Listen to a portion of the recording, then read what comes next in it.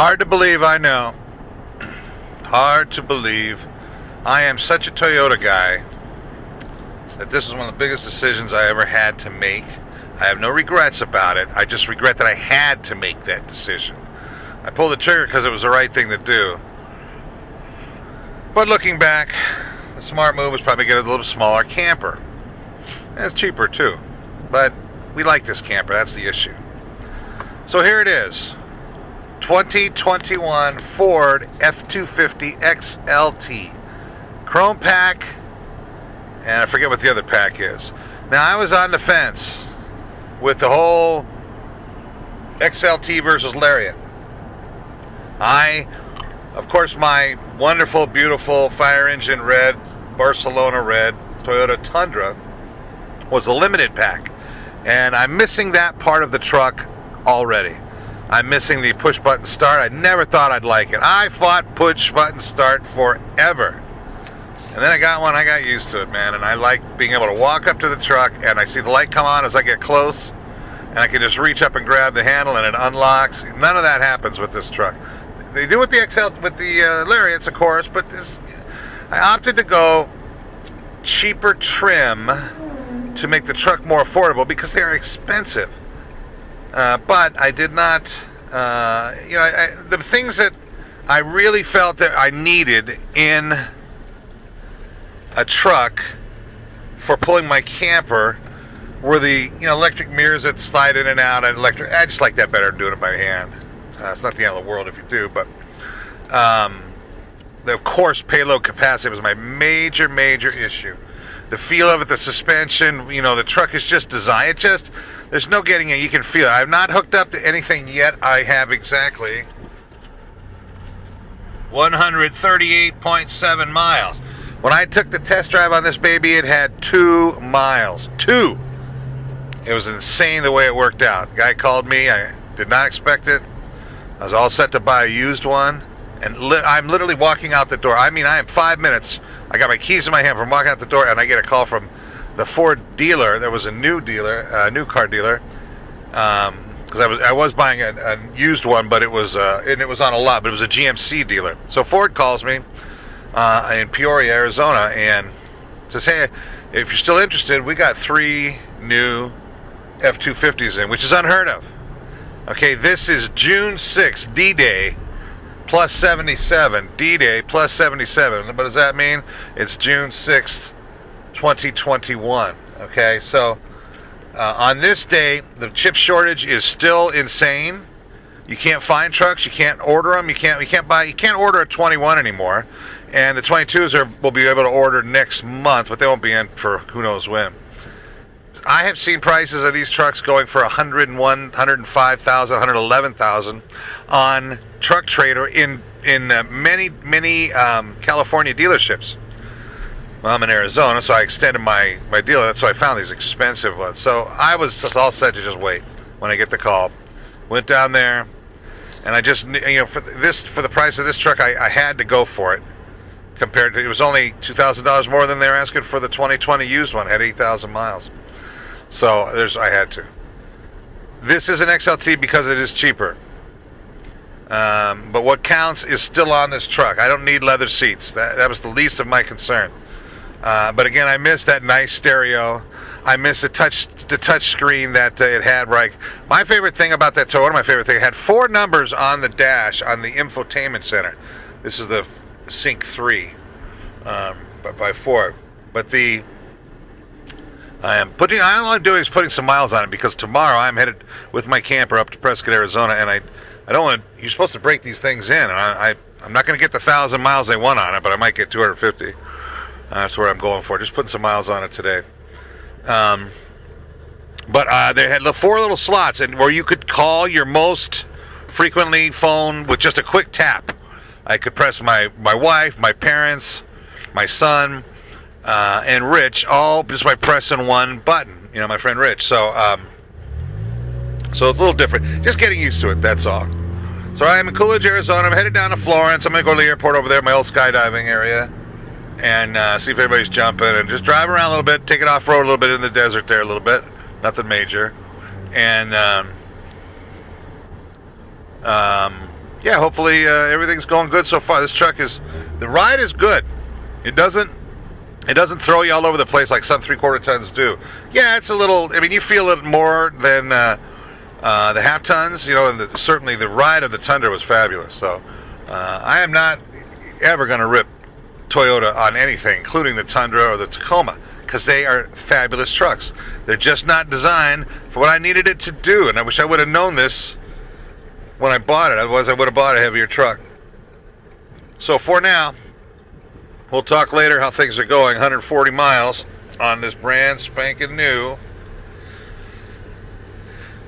Ford F-250 XLT. Talk to you soon.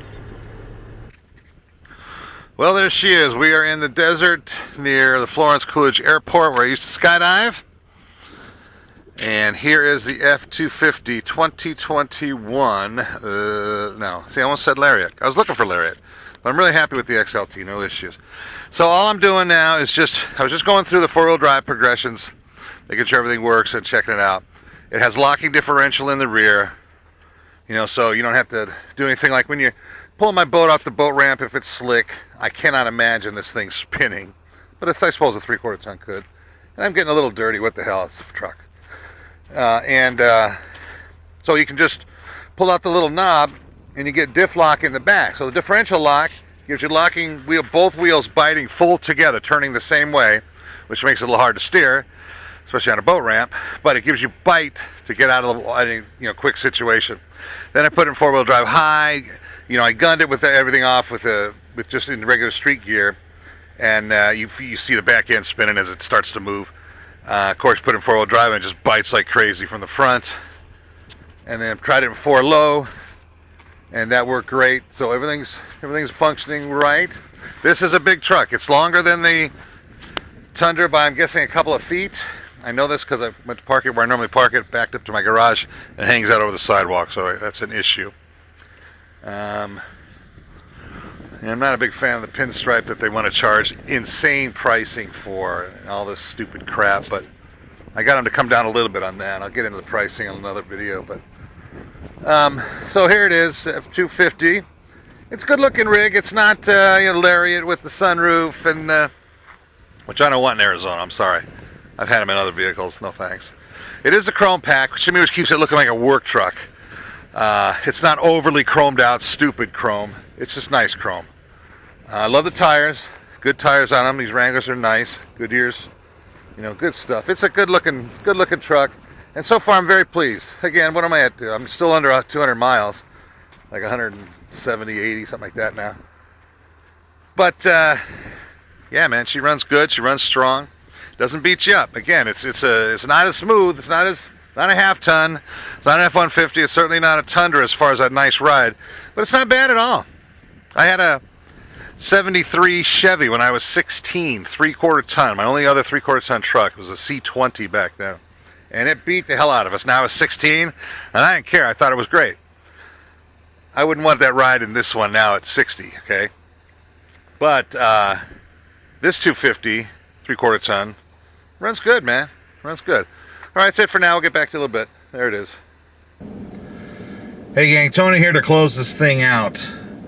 So, give you more overall thoughts about why I had to make the switch, and I believe I did. XLT is, to me, a down step from the Limited. Right here. This is strange. I'm so used to being down on the ground. My Tundra and my Tacoma before that, both Tundras and Tacoma before that, had it on the console, which I liked. I can get used to this. You have to make compromises when you need something back and forth. Stepping down to an XLT. This is an XLT Chrome pack, and there's another thing. I will do another video on the truck itself and more detail on the costs and things like that coming up. But for today, real quick, I was not, I was leaving Toyota was nothing that I took lightly. I did not want to. I really like the Toyota, the reliability. I'm not a Ford guy in a sense. I've never owned a Ford. I owned a Ford Ranger. My son, we've got an XLT F-150 for him. I'm familiar with it. I drove him a lot for work. They're good trucks. That's why I really don't have any reservations buying one. But I just never really bought one for my main thing because I needed it to do some type of work, like pulling my camper, my boat, things like that, hauling loads, heavy loads with the camper on board. So it kind of forced me to get into the F-250. Chevy wasn't an option. Don't really like the way they've been lately. Never had a Dodge. Never had much use for Dodges, although I respect them. I know they're good. The Cummins diesel is a great engine too. F-250 was the way to go for me. Hopefully I will be happy with this. So winding things up, like I say, it was a tough decision, but it was one I had to make, and they're expensive, and my payment has gone up a little bit. Not as bad as it could have been. Again, I'll get into the pricing here in the next video. But all in all, it's a nice truck. It's a good truck. It has everything that I needed to do. Like, for instance, I'm not that tall. In case you didn't know, I'm not 6'2" or anything like that. The pedals will come up like my school bus. The pedals actually come up and meet your feet. That wasn't a feature. I miss electric start. I miss the adaptive radar. The lane, when you change lanes, it would beep you and let you know. Those things I don't have anymore on this. I could have got if I went to the Lariat, but I didn't want to spend another $10,000, $12,000. And then imagine going to a premium or the King Ranch version of the Fords. They're just ridiculous. They're just expensive, and they get it. They get the money for them. So who am I? This is a workhorse, and it's a better than average. It's a good-looking truck that a lot of people think these are just work trucks. You get a white truck with a black grill, black handles, black everything. It's a work truck, and that's what I see so many of these. This one with the chrome pack, it's not white with the chrome. There's just enough chrome on it to where it does not look like a work truck. It looks like the boss's truck, something like that, which is kind of what I'd like. So that's it for now, guys. I'm going to call this one it. Sorry about the long video. I just wanted to give you a glimpse of the overall truck, walking around outside the desert by the airport, and my thoughts when I was driving it now.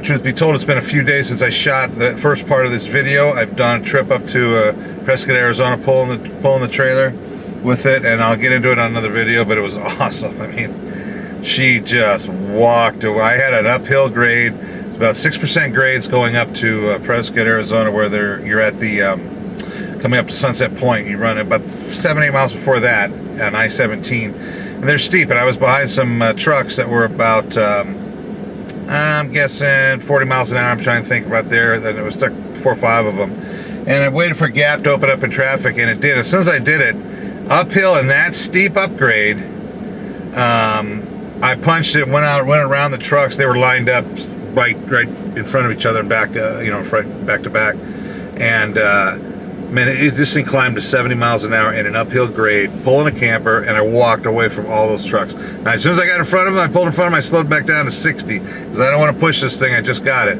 but I just wanted to see if it would do it, and man, it did it in flying colors. So I feel good things to come.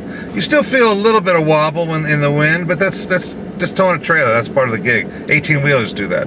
Not much, though. Not very much, and it was kind of windy. So, all right, so that's it for now, guys. Tony from Tony's Toyota Tundra channel, probably for the last time on this channel. I'm going to see if I can switch it and work into it. But the Toyota part, sadly, is going to be gone. This is going to be my new F-250 adventure channel, doing whatever else we do. And if I can keep this as it is, I will. If not, I might have to move. I will put a link down, and I would hope that some of you guys who subscribe to me have been good enough to subscribe to me might continue on to a Ford channel, even though we're still at heart Toyota brothers, okay? And sisters. That's about it. All right, you guys, take care. Thanks for everything. You have a fantastic day, and good luck with all your Tundras. If you're not pulling heavy loads with them, they're fantastic. I'd keep them forever. If you are, you got to consider. Some people don't. Some people put 9,000-pound trailers behind them, and they're happy. But that's not my style. It's out of the box of safety, and I couldn't do that. I would have done that at 25, not at 60. So that's it. Okay, guys. Thanks a lot. See you next time. Bye bye.